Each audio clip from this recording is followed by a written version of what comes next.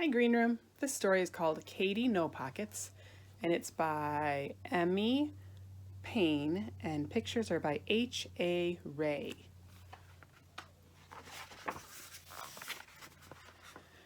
Big tears rolled down Katie Kangaroo's face. Poor Katie was crying because she didn't have a pocket like the other mother kangaroos. Freddie was Katie Kangaroo's little boy, and he needed a pocket to ride in.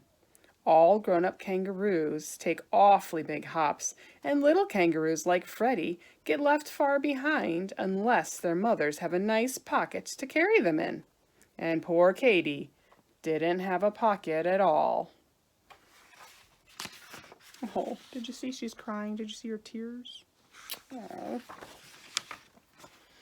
Katie Kangaroo cried just thinking about it, and Freddie cried too.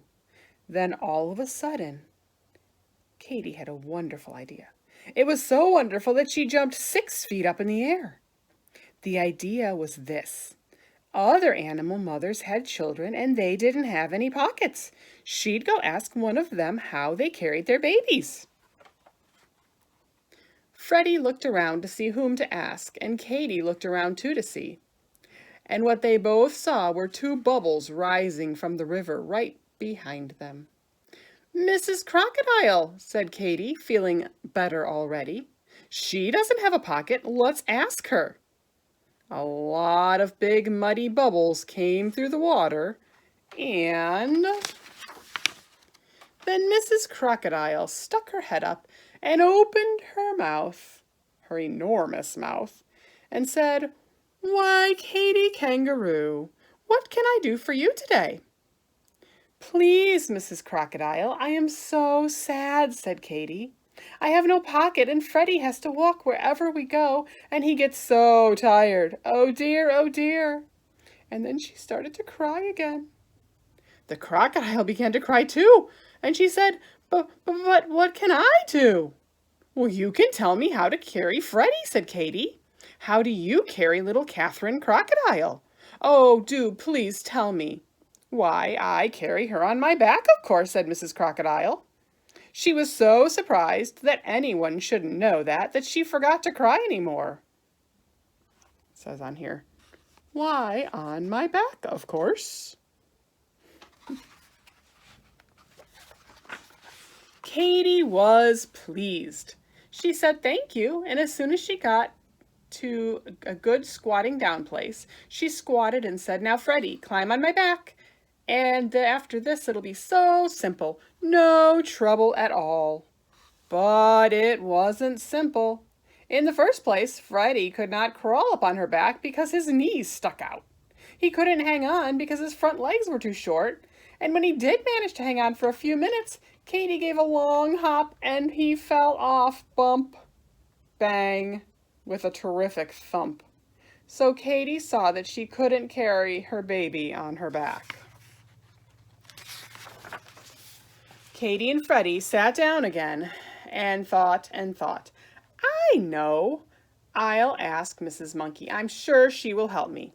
So Katie and Freddie set off for the forest, and very soon they found Mrs. Monkey.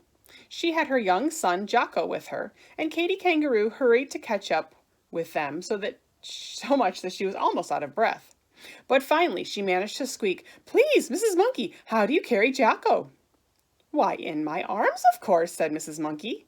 "How else would any sensible animal carry anything?" And then she whisked away through the trees. "Oh dear," said Katie, and she had a great big tear run across her long nose.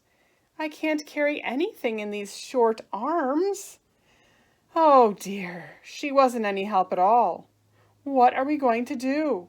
And she sat down and began to cry even harder. Oh, that wasn't a solution. Poor Freddie. He hated to see his mother cry, so he put his paw to his head and he thought and he thought and he thought. "What about the lion?" he asked when Katie stopped crying a little. "They don't carry their children. The poor things walk, just the way you do," said Katie. There's the birds," said Freddie. "How do they carry their babies?" Birds, said Katy. Their mother pushed their children out of the nest, and they squawk and they shriek and they flap their wings about it. Oh, that won't work either, will it?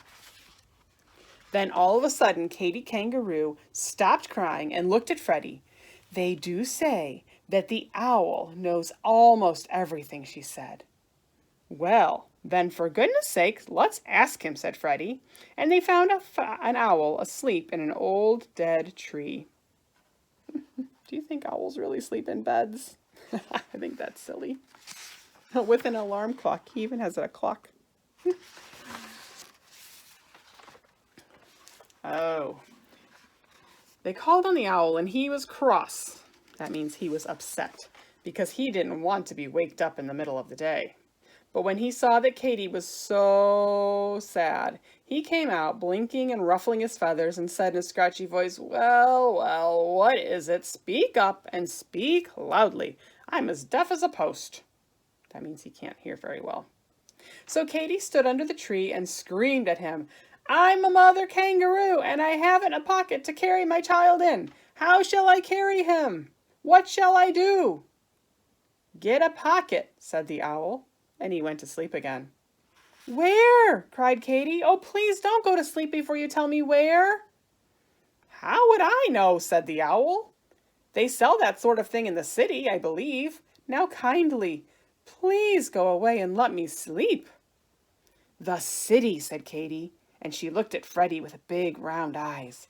Of course, we'll go to the city. Katy was so excited that she almost left Freddie behind as she went leaping over bushes and hopping across the path, singing in a sort of way a little song she just made up.